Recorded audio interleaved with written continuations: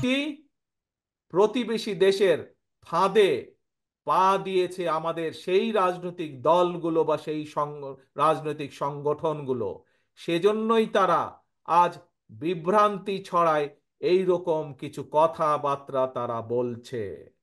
প্রিয় ভাই বোনেরা, আজ আপনাদের মাধ্যমে, আপনারা যারা এখানে উপস্থিত আছেন, আপনাদের মাধ্যমে সমগ্র বাংলাদেশের গণতন্ত্র প্রিয় প্রতিটি মানুষের কাছে আমি আহ্বান জানিয়ে বলতে চাই যে আমাদেরকে সজাগ থাকতে হবে। যে ষড়যন্ত্র দেশের ভেতরে ছিল, যে ষড়যন্ত্র দেশের বাইরে ছিল, তাদের সেই ষড়যন্ত্র এখনো অব্যাহত আছে। তারা কোনোভাবেই চায় না এই দেশের মানুষ তাদের গণতান্ত্রিক অধিকার ফিরে পাক।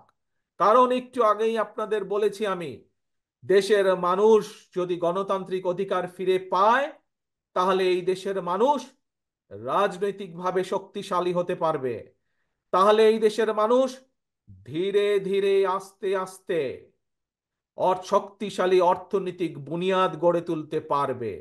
এবং দেশের মানুষ যখন অর্থনৈতিকভাবে, প্রতিটি সাধারণ মানুষ যখন অর্থনৈতিকভাবে শক্তিশালী হতে পারবে, নিজ মেরুদণ্ড সোজা করে দাঁড়াতে পারবে, তখন এই ষড়যন্ত্রকারীদের সব প্ল্যান প্রোগ্রাম ভেস্তে যাবে। সেই জন্যই ওই ষড়যন্ত্রকারীরা চায় না, সেই জন্যই দেশের ভিতরে এবং দেশের বাইরে থেকে যারা কলকাঠি নাড়ছে, তারা চায় না যে এই দেশের মানুষ গণতন্ত্র ফিরে পাক। প্রিয় ভাই বোনেরা, কিন্তু এই দেশের মানুষই 1971 সালে যুদ্ধ করে দেশ স্বাধীন করেছে। এই দেশের মানুষ 90-এ আন্দোলনের মাধ্যমে স্বৈরাচারের পতন ঘটিয়েছে।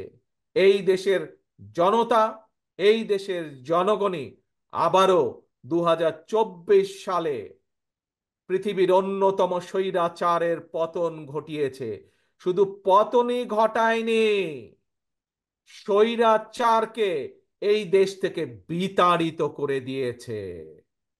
এখন প্রিয় ভাই বোনেরা, আজ এটি হচ্ছে জনগণের সময়। এখন এটি বাংলাদেশের জনগণের দেশ।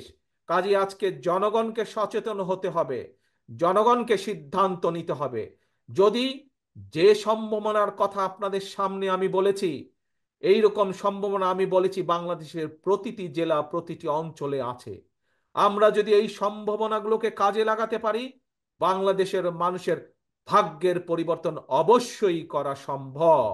এবং বিএনপির রাজনীতি, শহীদ জিয়ার রাজনীতি, দেশনেত্রী খালেদা জিয়ার রাজনীতি হচ্ছে বাংলাদেশের মানুষের ভাগ্যের পরিবর্তন ঘটানো। বাংলাদেশের মানুষের ভাগ্যের উন্নয়ন ঘটানো হচ্ছে দেশনেত্রী খালেদা জিয়ার রাজনীতি। বাংলাদেশের মানুষের ভাগ্যের উন্নয়নই ঘটানো হচ্ছে শহীদ রাষ্ট্রপতি জিয়ার রাজনৈতিক আদর্শ, রাজনৈতিক দর্শন। প্রিয় ভাই বোনেরা, আসুন আজ এই লক্ষ মানুষের সমাবেশে আমরা দৃঢ়ভাবে শপথ গ্রহণ করি। আমরা আজ এই লক্ষ মানুষের সমাবেশে দৃঢ়ভাবে শপথ গ্রহণ করি, সকল ষড়যন্ত্রের বিষধাত ভেঙে দিয়ে যে কোনো মূল্যে আমরা বাংলাদেশ জাতীয়তাবাদী দল জনগণকে সাথে নিয়ে এই দেশের মানুষের হারিয়ে যাওয়া গণতন্ত্রকে পুনরুদ্ধার করব।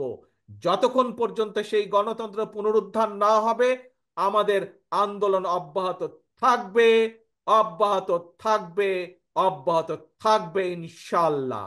এই হোক আজকে আমাদের প্রত্যাশা, এই হোক আজকে আমাদের প্রতিজ্ঞা, বাংলাদেশের মানুষের গণতন্ত্র পুনরুদ্ধার এবং একই সাথে বাংলাদেশের মানুষের ভাগ্যের উন্নয়ন ঘটানো। এটিই হবে আমাদের প্রতিজ্ঞা, এটিই হবে আমাদের রাজনীতি, এটিই হবে আজকের জনসভার আমাদের শপথ। সকলকে বিদায় জানিয়ে আমি আমার বক্তব্য শেষ করছি। আল্লাহ হাফেজ। বাংলাদেশ জিন্দাবাদ, বাংলাদেশ জাতীয়তাবাদী দল জিন্দাবাদ। আসসালামু আলাইকুম।